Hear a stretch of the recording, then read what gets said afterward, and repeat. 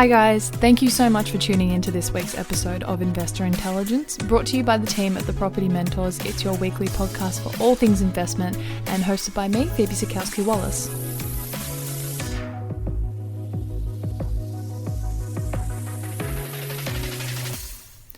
Now, I know I say this almost every single week, but I have yet another very special guest featuring today.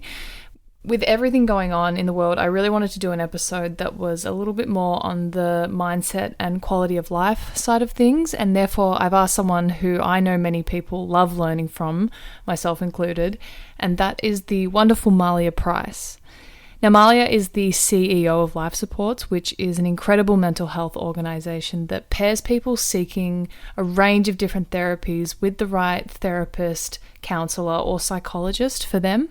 They basically take out the overwhelming first step of having to source one, which I know can be a pain. Now, although mental health is a vastly different industry, I asked Mahlia to guest today as she's someone who can talk to many topics, but especially some of the core components that both Life Supports and the Property Mentors have in common. So today we cover, as I mentioned, quality of life, mindset, and also the importance of planning and goal setting.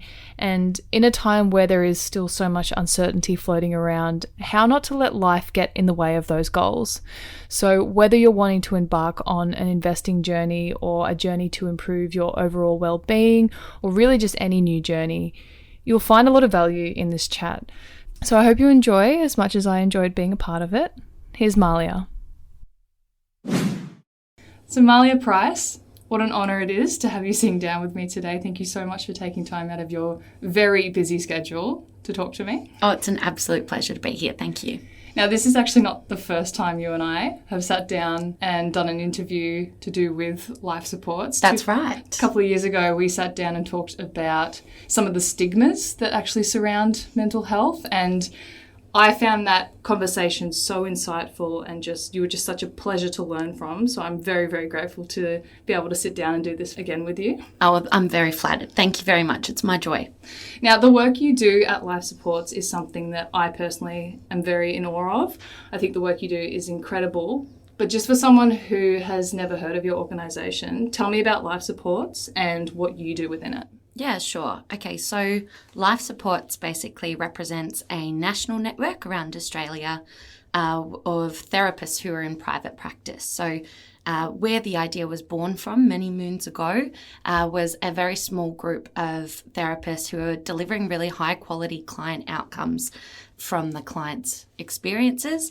And they wanted to group together and create a bit of a network that would in some way facilitate people getting into quality access. So what Life Supports has now become, all these years later, is about 200 therapists in their own private practice, seeing clients all around Australia.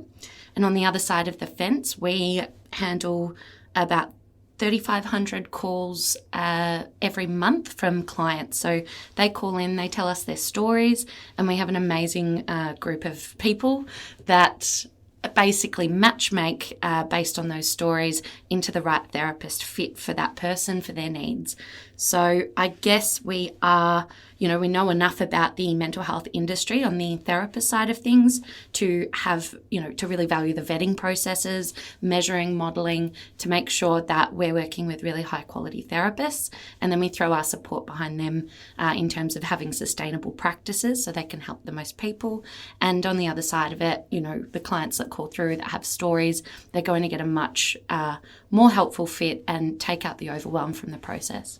So you're essentially short-circuiting that process of someone finding a compatible therapist or counsellor for them, which before I started therapy, didn't even know was a thing and something that would actually hinder people from maybe seeking help because, if you don't find a compatible one, that can be very discouraging. So you're kind of taking out that middle part for people. That's right. We're doing our best to make that process easier, to make that process more correct, and so that people can really do justice to the courage that it takes to get in that room, to get support, and then to be able to progress in their life. So that's the idea, and we're pretty proud to do that. Yeah, that's incredible. Now, You personally have kicked some serious goals within this business. You started off in an entry-level position, which was still an incredibly important role, may I add.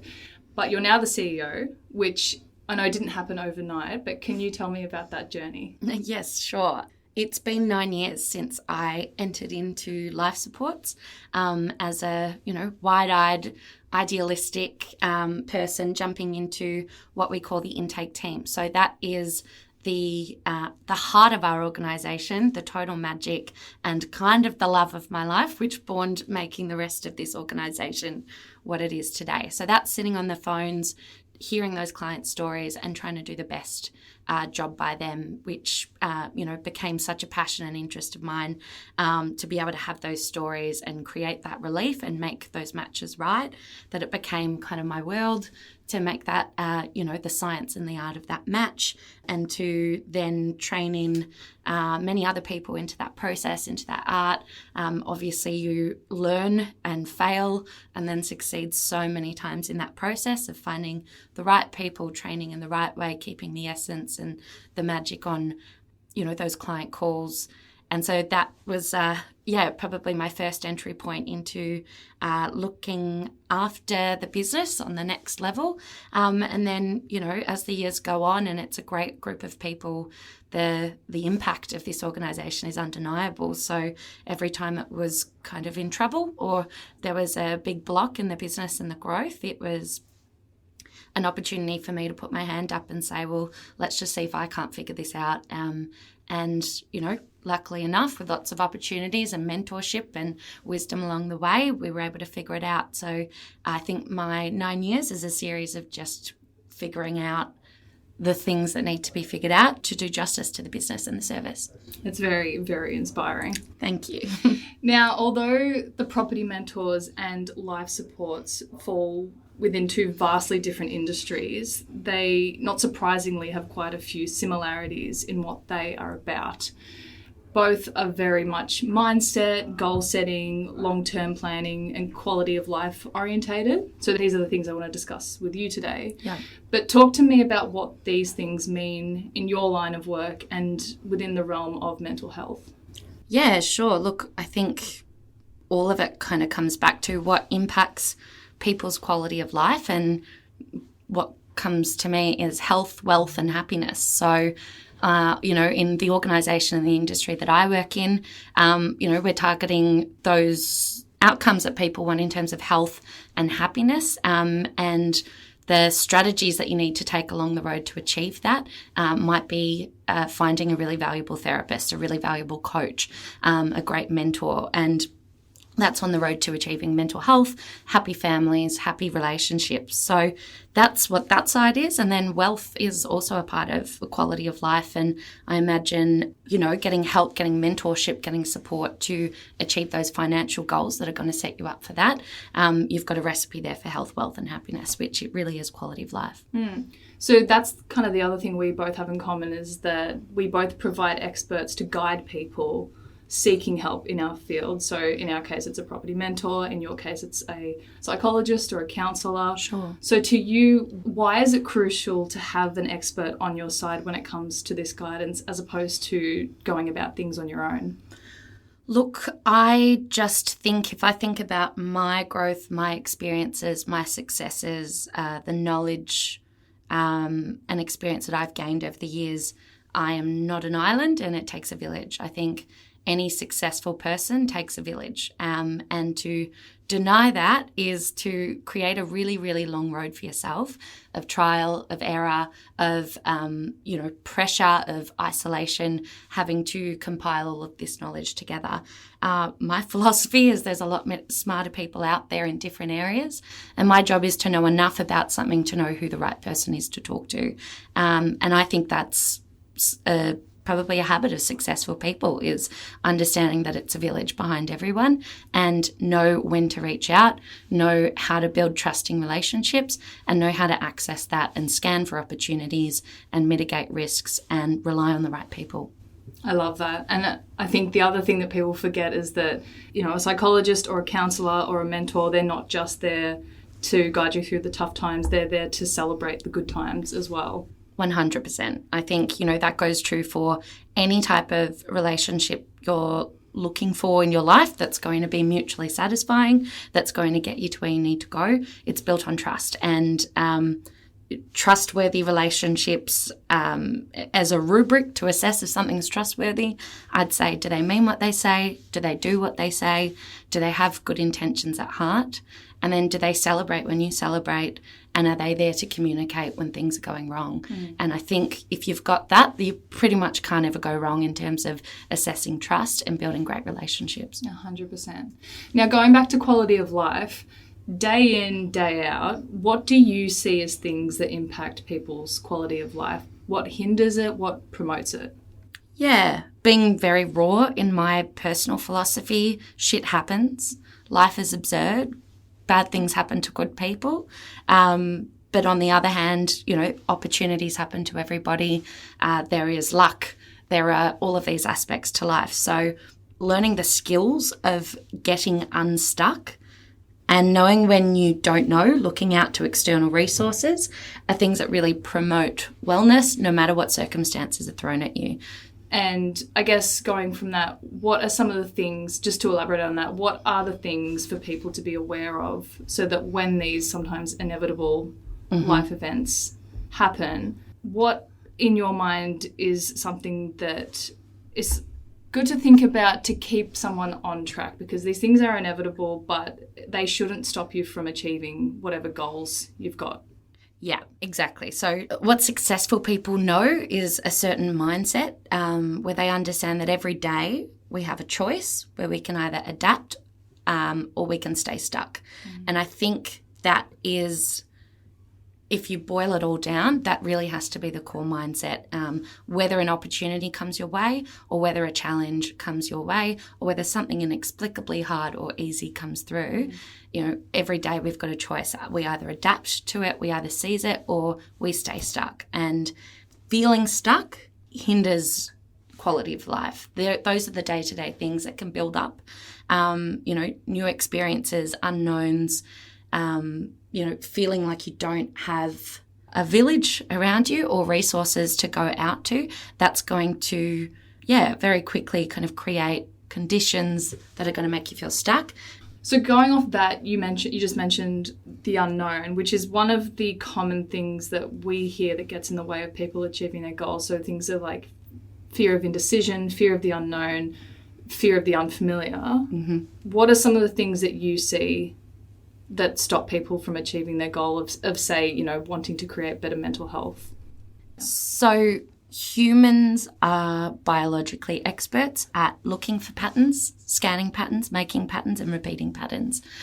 So that's what we do expertly. And that means it can go both ways. So we can continue to do what we know how to do very easily and end up with the same outcome. So whether that's success, whether that's, not success, we're good at sticking to patterns, we create patterns. On the other side, it's a very fearful thing. It goes against our nature to do things that are unfamiliar to us, to do things that don't yet have a pattern in front of us. So all of those thoughts and feelings that appear from being in those unknown, challenging, uncertain situations where, in challenges that are worth succeeding in, they almost inevitably have unknowns. They require leaps of faith at certain points. They require risk that really isn't weighed up, because if it was, everyone would be doing it. So I think when you come up against those unknowns, and that happens in life, in all areas of life, and certainly, property investment, I imagine, but certainly in mental health, relationships, everything else that goes on in our lives, dealing with those unknowns is always that place where we decide, do we stay stuck in the pattern that we know, or do we adapt? Do we take that leap of faith? I think you want to make sure that leap of faith is as educated a guess as you can possibly make it. So figuring out what those elements are, figuring out that audit list, when you feel scared or you have an emotion, thoughts, feelings and behaviours occur in a loop. They interact together, and it's the job and the expertise of psychologists to know how those thoughts, feelings, and behaviours interact and help change behaviour. So that's kind of the crux of it, is understanding there's an unknown situation here. You don't know how to tackle it in your best way. So if you can clock that thought, what is the thought that you're saying to yourself? Maybe it's, I don't deserve to have this success, or I don't know what I'm doing. That's going to lead to an emotion to have that thought. That emotion might be fear. It might be, shame of failing. It might be anxiety as a feeling. The behavior that's going to follow having that thought and that feeling is going to be, for example, retreat or defensiveness, or kind of coming back to the pattern that you know. And so the essence of changing those behaviors to make better decisions, and, the science of decision making and the performance and the art of decision making is practicing what ends up successful. So changing the thought, if you can challenge that thought that happens first, then you can lead to a more positive emotion. You can lead to a better clarity in the behavior that you're about to take. So the question is, how do you change that thought? What do you do to tackle that thought? The number one thing is get better information. The number two thing is attack it like a scientist, I would say, which is have a look who's got the strongest hypothesis. Where are the smartest people out there that are doing this? And have they been able to replicate success more than once, more than twice, more than 10 times using the framework that they have? And like a scientist, that generates a hypothesis that's statistically pretty likely to work for you. So that's the question I would ask. I would seek out information and say, does this person's framework have success at the end of it? And is it replicated many times? Take that information, pinch it, copy it, learn from it, absorb that, because that's going to help you channel your thoughts and your thinking around this situation into a place where you're going to feel more confident in certain aspects, or you're going to understand where there's going to be risks. All of a sudden it's more familiar because you're being mentored or you're copying someone that already has a framework that has replicated success. That just means, the emotions that you're going to have around that are going to be emotions that are going to precede better behaviours that are going to kind of help you make those leaps of faith from a place of clarity.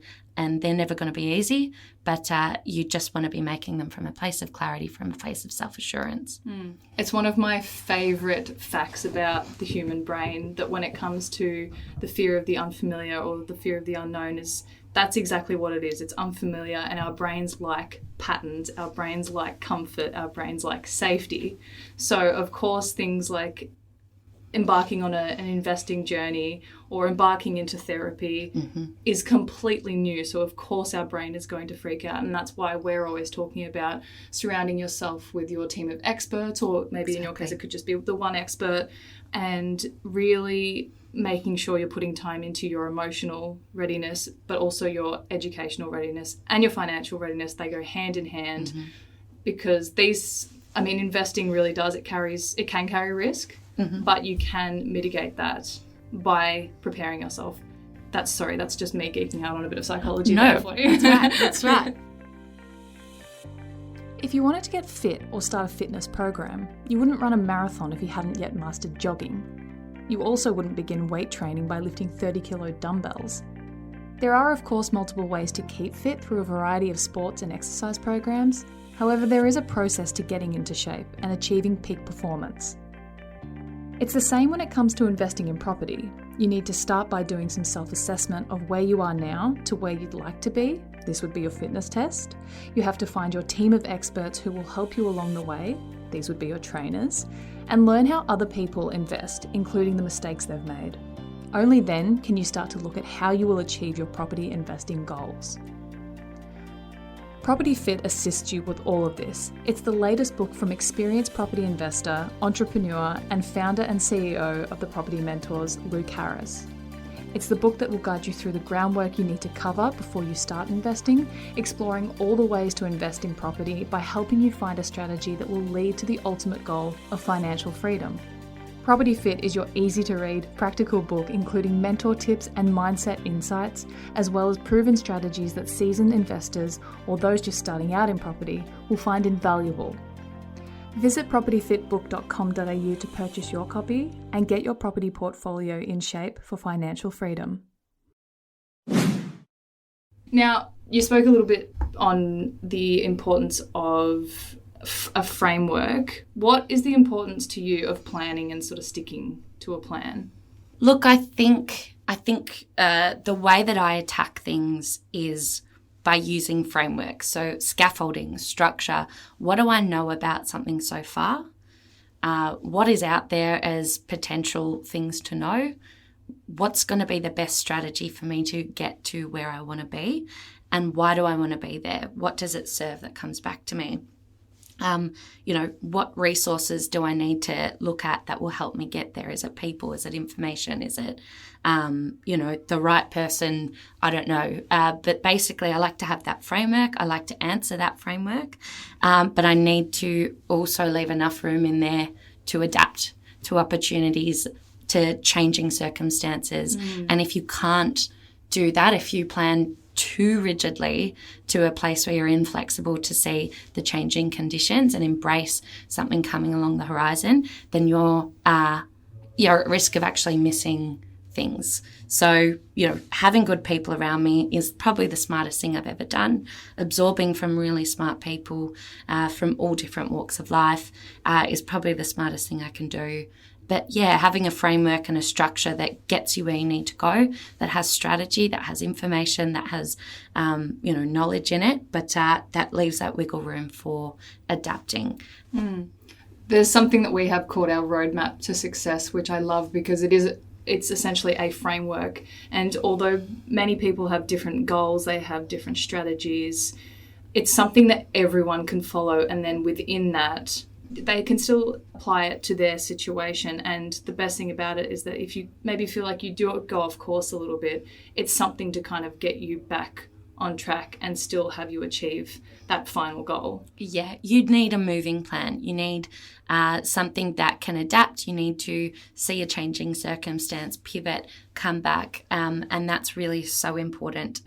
So the best way to predict the future in terms of anything that involves risk is to become an expert in scanning the situations that do happen that in your life have created success, scanning the situations in your life where success has not happened, and bottling those things in two different separate journals, and continuing to look at what are the circumstances, what is happening, and your best chance to be able to make successful future-based decisions is knowing how to tell the future in terms of scanning the horizon for opportunities that are coming your way and adapt your roadmap to look at those, seize them as they come, and also having the ability to scan for risks, to be able to see fires on the distance and know how to put them out, or have the right people on your team that are looking out for those fires as well. So I would say, yep, everyone should try and learn how to tell the future. And the best way to do that is by breaking down the elements involved in a great success story and in a great failure. Yeah, fantastic. Now, investing can be a very emotional thing, and something that Luke is especially always saying is it's important to try and take the emotion out of it. But when we say that, we mean to not let your emotions necessarily navigate or lead your decisions. But we're human beings and we're built that way. So of course emotions are going to creep in at some point. And a part of that, some of these emotions are fear, it's uncertainty, it's doubt. Why is it important to reflect on emotions so that they don't stop you from achieving what it is you want to achieve? And why is it important to be conscious of your emotional state? Yeah. So our emotional states are going to inform the behaviours that come after that, and that's going to inform the thoughts that we have. So emotions are a very powerful thing. They can be a huge motivator in terms of a physical, psychological expression of something's not right, but they can also trick us. So we can have emotions of anxiety, fear, which can lead to behaviours of retreating or becoming defensive just because something's unfamiliar, not necessarily because it's dangerous, but the other side can be true as well. So listen to those emotions. I think successful people do a much better job. And when I was talking about kind of telling the future or predicting the future, one of the core elements of that successful people do is understanding what that current state is emotionally. So the better you are at actually focusing on what that emotion is, having more words to put to it, name it, try and narrow it down to a more defined emotion. Once you can do that successfully, you can understand what behaviors are going to lead from that. That means that you already now have an ability to either get unstuck from an emotional pattern that's not serving you, and create one that is serving you. I think that if you can challenge the thought that starts it, or, dig into that emotion and name it, then you have the ability to change the behavior that comes afterwards. Sometimes it's outside support. Therein lies the value of mentorship and counselling and, strong relationships built on trust, because they can help give your brain some different juice when you're in a pattern that's not serving you, and you can make different patterns from that kind of injection of energy. I think when you are feeling those emotions, it's very normal. You're about to make big decisions, and yes, they always are going to hold inherently an element of risk, but you can do a lot to mitigate as many of those risks as possible. Having a bit of a ability to self-audit, or ask yourself some key questions about that emotion. Where is it coming from? Whether it's a positive or a negative emotion, and then looking for communication. So if you are talking to a therapist, or you do have a mentor, or you've got a business coach, how do you turn those emotions that you're feeling into questions that you can communicate? And look for someone who's able to communicate back answers, who's able to give you information that can help settle that emotion. There's always going to be a leap of faith involved, sure, but you can make that leap as educated as possible. Yeah, I think a lot of people are going to listen to that and find that very valuable. Going off that, what can happen when people don't keep their emotions in check and let their emotions kind of lead the choices they make? Yeah, so look, there are situations in life where you should listen to your emotions. Probably not in hundreds of thousands of dollars of investments, though I'm not the expert in property investment. But yeah, there are places where you need to fall back and just question your emotions. It's going to feel pretty normal to have, uncomfortable emotions, irritable emotions, agitated. It can feel lonely and kind of out on an island because you're making big decisions. And of course, you want to make the right decision. I would say it's very comfortable to stay stuck when you're in those emotions and you're on that ridge of emotional uncertainty, that ridge of not quite seeing where you're jumping through to.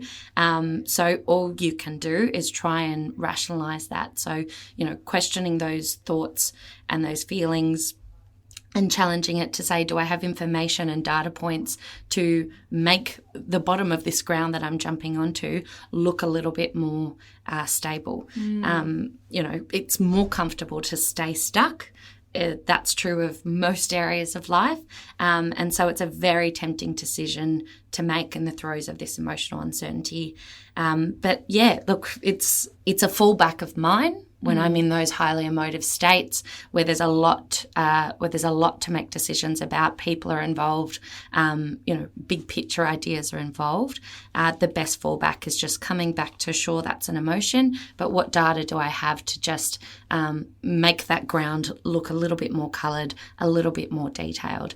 And the more you can add, the more familiar that's going to look. You're going to come from a place of clarity, and you can bounce back into, that amazing energy that's a real palpable energy when you're on that pointy end of human courage, and you've got things behind you, and you've got someone there, celebrating that jump with a parachute on you. Come back to that palpable feeling and that clarity and that energy, and you're going to make decisions that, are much more likely to serve the future that you want. That's amazing. Mahlia, what would you say is your biggest achievement professionally, and within that, what are you most proud of?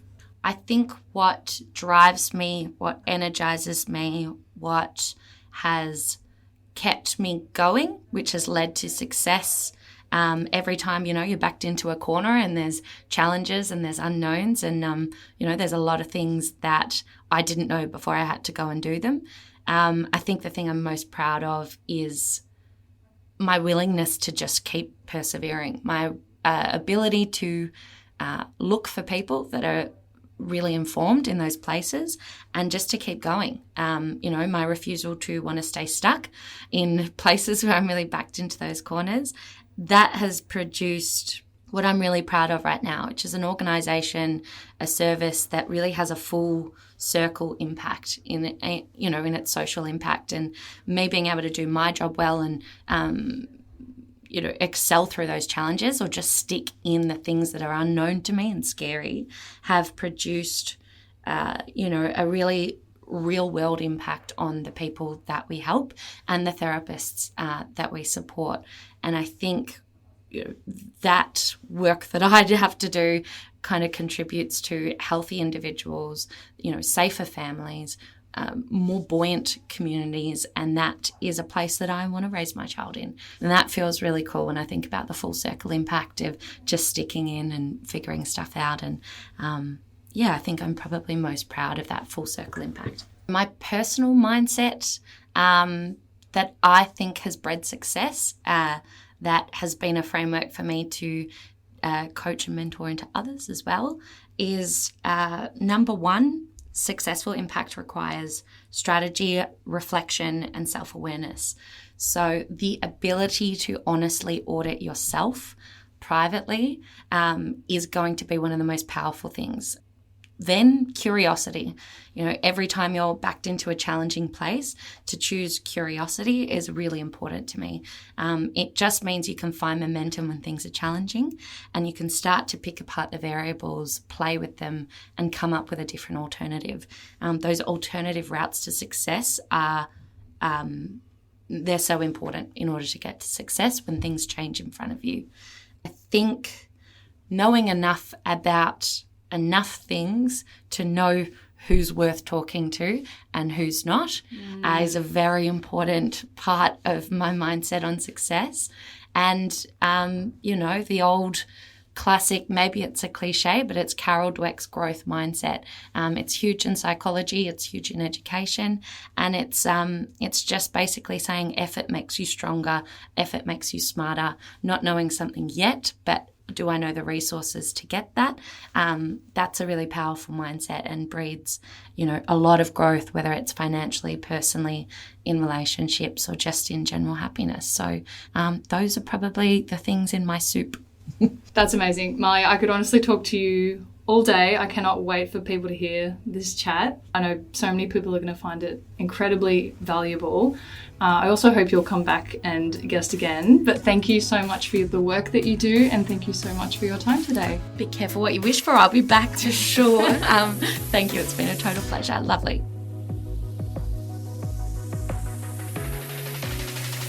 Guys, as always, thank you so much for listening to today's episode.